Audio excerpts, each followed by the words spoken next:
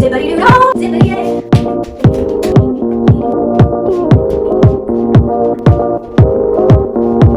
Hello, Serena Cashmere here. Welcome back to my channel. Today, I'm going to be teaching you 10 tips that I learned by going to some of the top studios in LA for acting. Number 1. So obviously, listen to your scene partner and don't just listen passively but actively. Are they saying it a certain way? Did their eyebrow raise as they said it?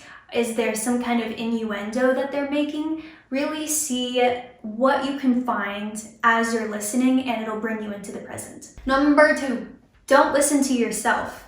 I had this one teacher who would always get on my case because he'd be like, stop, you're listening to yourself. If you're acting the scenes and you're judging yourself as you're saying the lines, you are no longer in the scene, you are in your own head, you've become self-conscious, and obviously the camera can pick that up. So focus on the other partner, say your lines, and focus on their reaction to your lines, not on yourself and your performance. Track the arc of the scene. Now this, I think, is so fun to do. So you go through the scene and you say, okay, at the beginning of the scene, I'm doing what, I am where, I want what. And then what happens? Okay, so there's some more conflict, things get escalated, and then it ends with, did I get what I want? Did I not get what I want? Was new information revealed? So when you track the points of everything that happens, all the different actions, and also your emotional journey throughout the scene, it makes for a far more interesting scene, and it makes you more likely to get picked when you're auditioning. Number 4, think of possible interpretations. So if you have a line like, hello, what are all the different interpretations? So a beginning actor might say, oh, hello, okay, I'll just say hello. But a more advanced actor would say, oh, is this a pleasant hello? Is this an excited hello? Is this a hello, but you really don't want to be there? You don't want to see this person? Like, what is the subtext behind this line, hello, and what does it mean to the overall story? Sometimes if you are just like a one-liner person on a show, you're just there for the day, your character isn't part of the series, then you might have lines like this that are seemingly meaningless, they don't have a lot of character behind it, but if you make choices that are interesting, then again, you'll be more likely to be picked in the audition because you have created an entire person with a perspective instead of someone who just comes in and says a line. Number 5, know your first and last line. So especially if you're getting a cold read, which means they just hand you the script at the audition and you haven't read it before or you've had very little time to read it, always know what your first line is and your last line. So it is okay if you're holding up a script to kind of look down to get your line and come back up to your scene partner. However, for the first line of the script, you want to already know that line so that you can be in the present moment. And then the very last line, you want to know that line so you don't look down and the audience misses what that final beat was. If your eyes are up, then the audience can see how this scene ended by the emotion in your eyes. Number 6, imagine the other person as somebody that you know. So, classic example, if you're talking to someone who's supposed to be someone you have a crush on, pick your actual crush, pick someone you think is very attractive and see that person when you're looking at your scene partner. It'll make your eyes change, it'll make you come to life, all of the emotions will be there. If the scene is your mother is in the hospital, really imagine your mother. And when it comes to more traumatic material, everyone has a different approach because they'll say, oh, if I think of my mother, I'll be too upset. Do what works for you, but do find specifics when you are looking at your scene partner so you don't just see them as another actor. Number 7, moments before. So before the scene even starts, what just happened? Did you come out of the bathroom? Did you eat some food? Did you just get out of a fight with your father?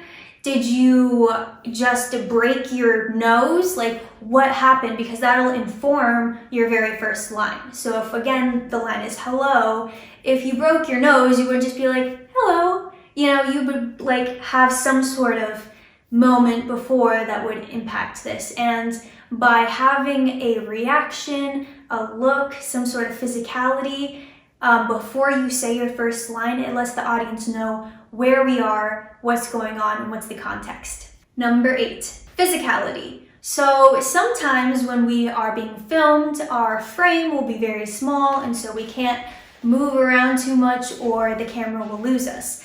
But you can always ask the person who's filming you if you decide that you want to move in the scene, if they can follow you. Most of the time you don't really want to do this unless the scene itself really calls for physical activity. Also, it's not great to do any kind of miming, but if there's something subtle that you can do to sort of indicate what's going on, that definitely helps a lot with the story.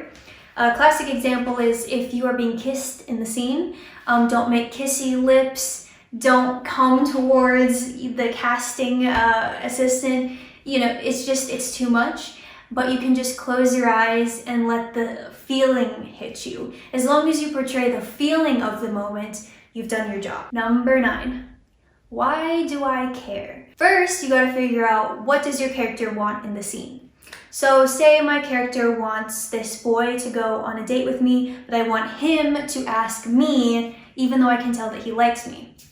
So why do I care? Why do I need this to happen? Well, I need this to happen because I really like him, but in the character's mind, the guy has to ask. If the girl asks, it's embarrassing and she's putting herself out there, and that's not how things are done. Say that's the character's perspective. So you have to come up with, what does your character want and why do they want it? Why is it important? And let that hit you emotionally. So if you just know the answer intellectually, then it's not going to really translate into your performance. But if you think, okay, so my character wants this guy to ask me out on a date more than anything in her life right now, then take a moment to feel in your body, what does that feel like to want a crush, to want you, and to say it. And then once you feel it and you've got that grounded within you, then you can do the scene. 10, actions. So this super famous technique that always drives me nuts, but it's just every teacher ever will tell you, is for every single line to come up with an action verb. Some teachers also say that you can break up the script into sections and then make each section a verb. So back to our hello example, am I pleasing them? Am I comforting them? You know, we want active verbs here. And then if you want to do chunks, it would be like if I said, hello, how are you? What's your name? That could be a chunk because it's all the same situation and type of approach. But then after what's your name, I said, I hate you. And then I start listing all of the reasons why I hate you. Well, that's a completely different topic. So that's a new section with a new action verb. Putting these actions together is great because it makes you more specific and it breaks up the scene, and you know how many different tactics your character uses to get what they want. So they said hello, it didn't work. They said how are you, it didn't work. They said what's your name, it didn't work. So now they're angry and they say I hate you. You know, it'll make more sense to you psychologically as to where your character is going and why things impact them and where they do. And once you figure this out, you can just do the scene, and it's not as complicated as it sounds. All right, so that's my 10 tips for you today. Thank you so much for watching. Hit that subscribe button and the bell so that you always get notified, and I will see you in the next video. Bye.